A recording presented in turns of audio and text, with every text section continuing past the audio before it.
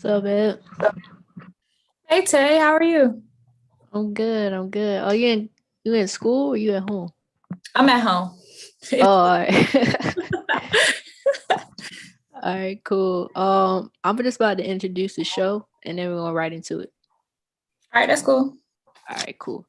All right. So I'm Taylor Brown, and this is how I did it. The show where we talk with champions about how they achieve their dreams. On today's show, we're talking with Ebony Edwards. Ebony Edwards is a former Division One athlete, played at American University.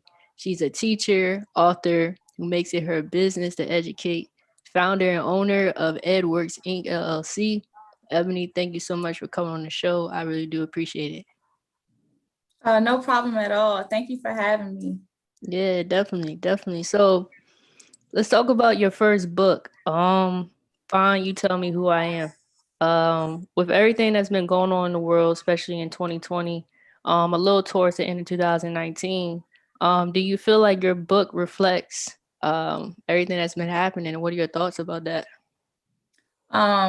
It actually, in my book, I actually speak about a lot of the things that have been going on in the world. And like even before like last year happened, the end of 2019, like injustice was occurring. Like, so those are the types of things that sparked me to even start writing the book. I was just noticing what was going on in my community in America. And I just started writing. That's how I get my words out. That's my outlet. And at some point I was like, wow, like I feel like other people would benefit from reading about these things, especially children. Um, they may not be as oblivious as they may seem sometimes. You know, they're listening to conversations that adults are having. The news is on, they're hearing what's going on too. So in my book, Find You, Tell Me Who I Am, I just mentioned topics in a more kid-friendly way, Mhm.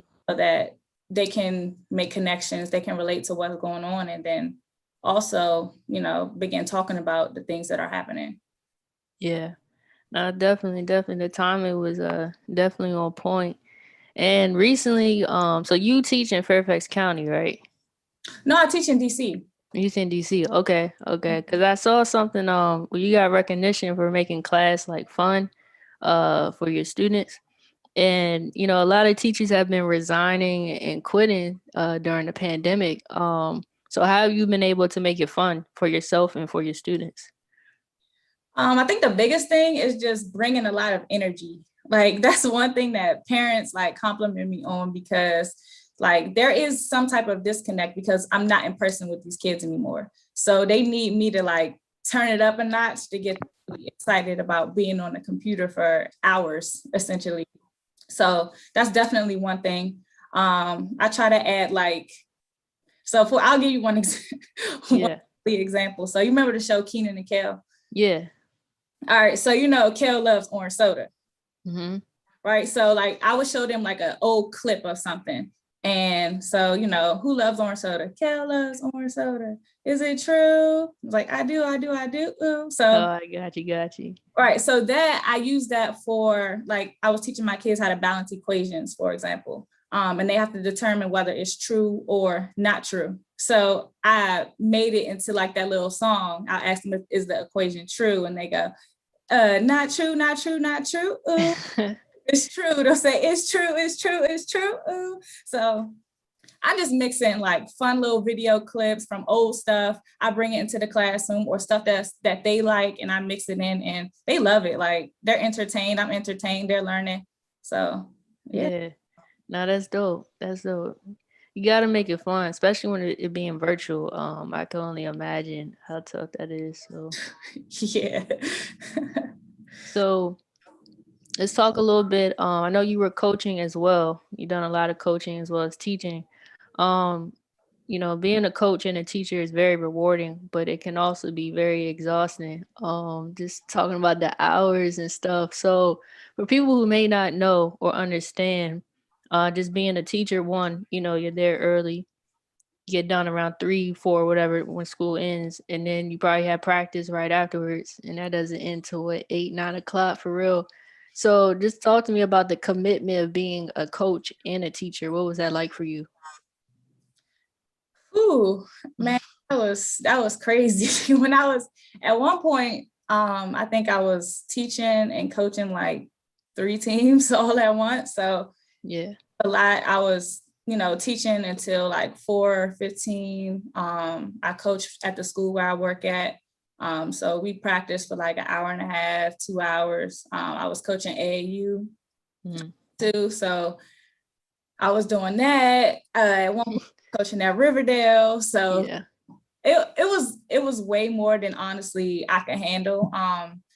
And like I love kids, I love teaching and coaching, but at some point my body was like, whoa, Yeah. gotta slow down. Yeah.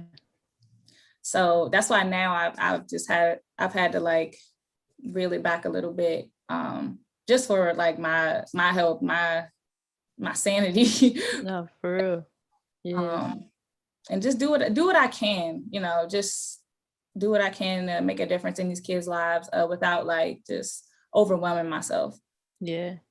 So what made you, I wouldn't say, I guess what was that breaking point? Like, I need to chill. Was it just like you just woke up one day, it's like, all right, I need to cut back? Like, was there like a point?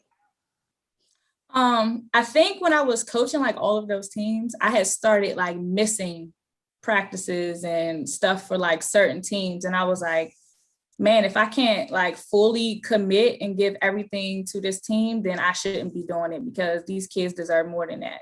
Mm. So that's when I was like, yeah, I gotta chill. Yeah. All right, my next question for you. I know you have a clothing line, Adjust, one of your latest ones. So means to use resources to become educated on how to adjust to a given circumstance. Can you talk to me about a situation or time when you had to adjust to a certain or a given circumstance? I would say right now. I mean, I think the pandemic, COVID coming about, I've definitely had to adjust, specifically like teaching for one. And then also I started my business in 2019. So I was doing both. I was doing a pretty good job of managing both of those things. I had like cut back on coaching a little bit. And then the pandemic hit, and then it was like everything changed as far as like work and then how much I could dedicate to my business. So I had to make some adjustments, especially for work. Teaching in the classroom is way more hands-on. So I've been teaching at my school for like 5 years now, and I've been doing the same curriculum, same types of things. But as soon as we became virtual, it was like, I got to switch up everything because I can't teach the same way that I'm used to teaching. I've had to put in more hours. I've had to learn how to use different online tools, had different sites. I've had to read up on it, learn how to work and use it. So it's definitely been an adjustment, but it definitely is all about just learning. Learning never ends, like as an adult. So learning how to use different platforms has been something that's been very vital during this time. No, that's a good one. That's a good one. Definitely can relate to that. Everything going on right now. So like one thing I've noticed, you had your book release party, watch your video, super dope. Just seeing all the interaction and the collaboration with people in the community.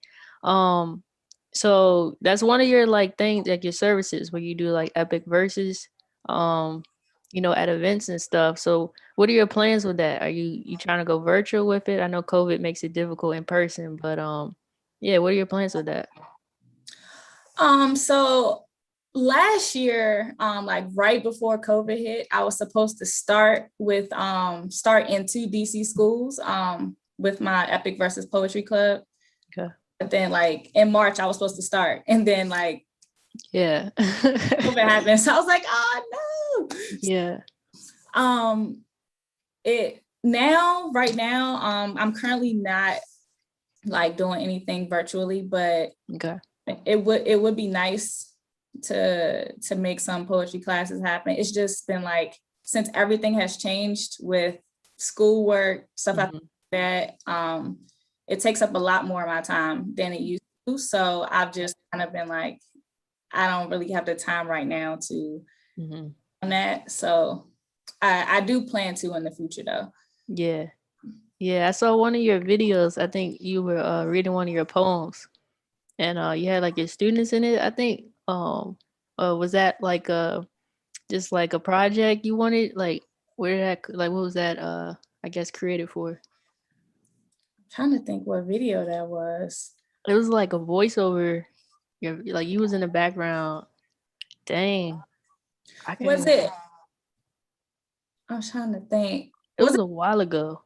Oh, I don't know. I do like a few. I've done a few, but I have created like a teacher's guide to go along with my book. So it has like a bunch of different activities in it. So I have tried out those activities with like some kids. Like I actually tried it out with some of the Riverdale kids.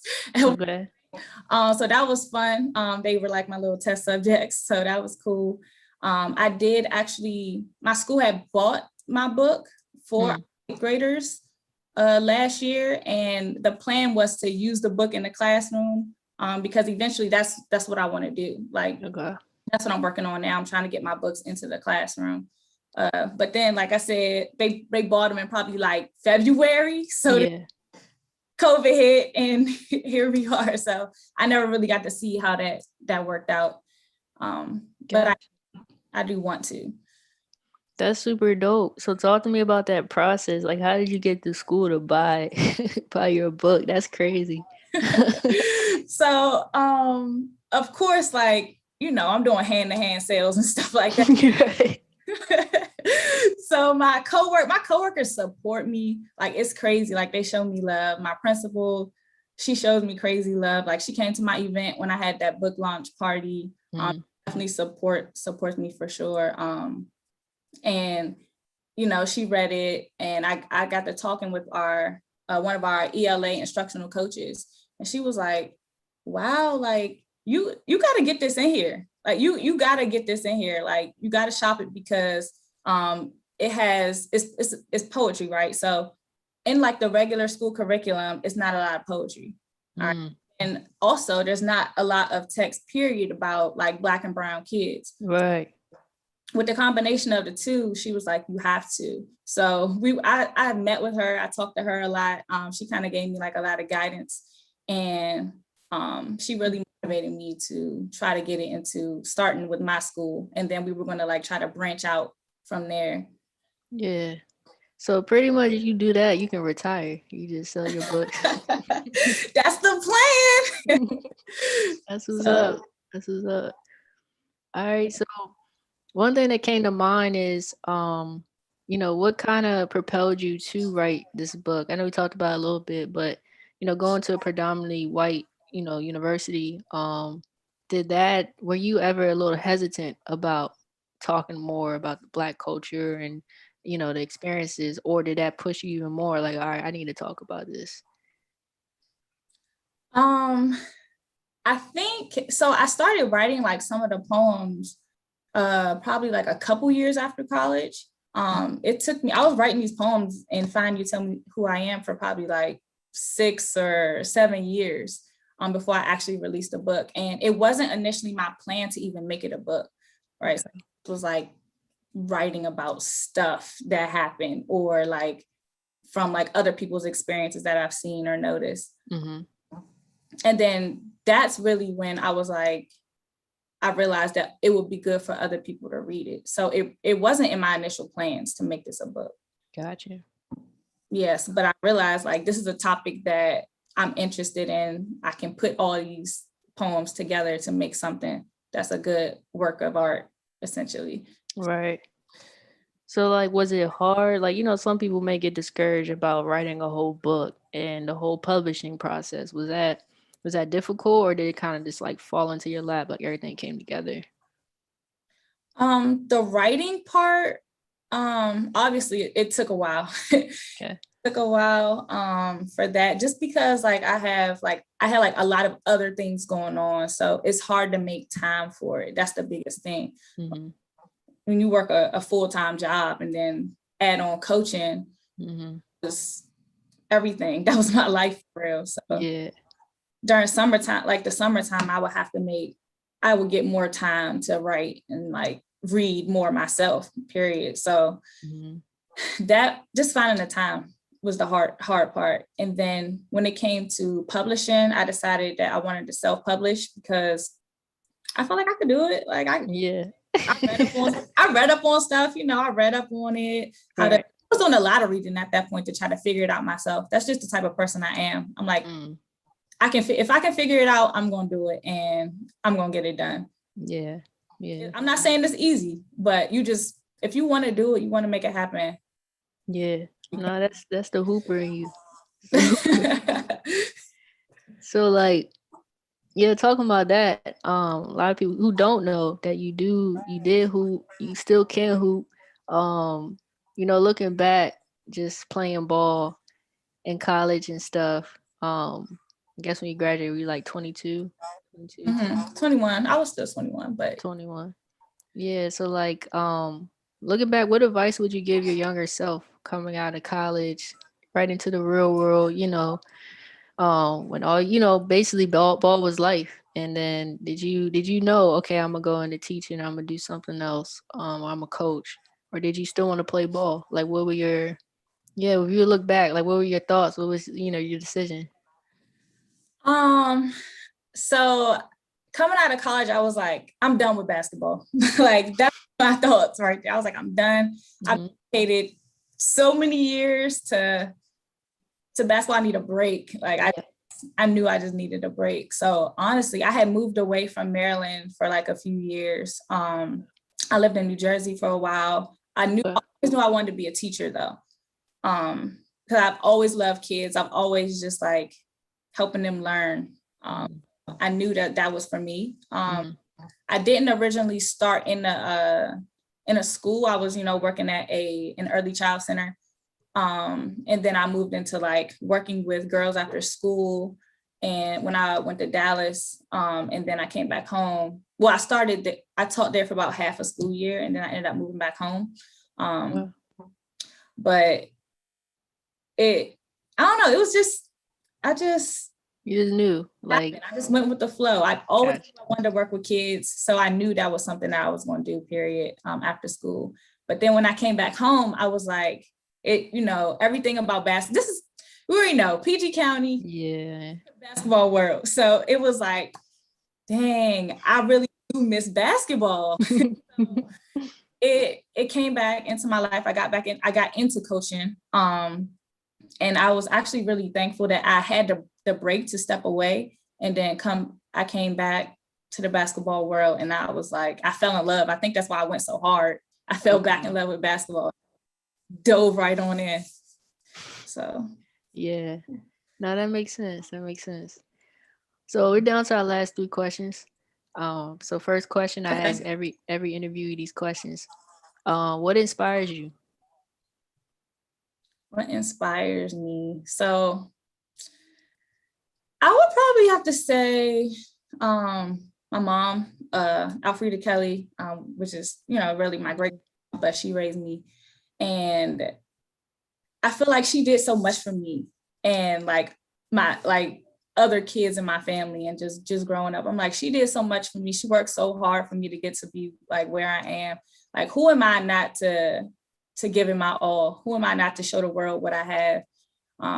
Like, I owe it to her. I owe it to these kids. I owe it to the urban community to just share the knowledge I have, the gifts that I have. Like,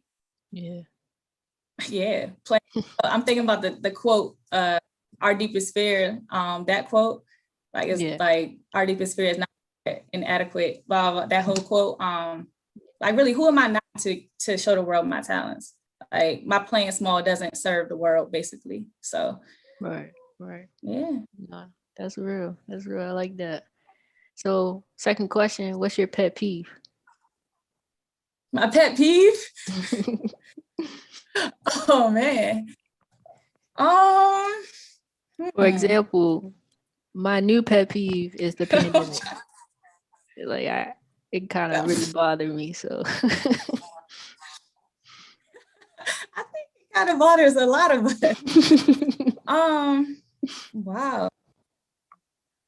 That just made me think about school. I don't know. My pet peeve would probably have to be repeating myself, I guess. I repeating myself. So I'm gonna say what I have to say. I hope that you're listening the first. It's hard with kids though, for sure. Right. But I'm just trying to get them to definitely the first time. But that's definitely a pet peeve of mine. That's probably why you're a good teacher. You explain it right the first time. Well, third question, what is your guilty pleasure? Snacks. I love snacks. I'm a snacker. I feel like that's why I work out for real at this point, because I would probably be obese if I did those. Oh man, what's your favorite snack? Yeah.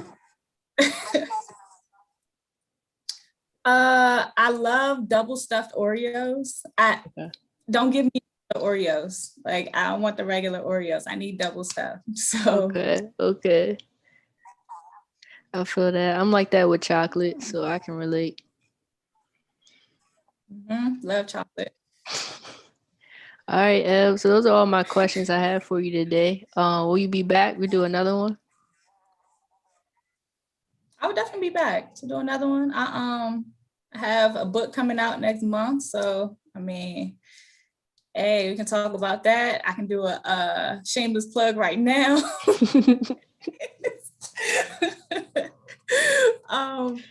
I do have another book coming out.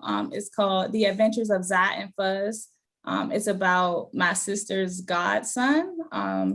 He has autism, so it's like a fun book about him using his imagination. He's just doing regular stuff throughout the day, but he's using his imagination to pretend like he's doing other things. So it's a cute book. And yeah, I'll be dropping it next month. Cool. All right. Yeah, I'm definitely at the interview before that drops. All right, bet. Cool. All right. Well, thank you, Eb. I appreciate your time, and I'll keep you posted, seeing the footage and all that. All right, cool. No problem. Thanks for having me. No problem. See you.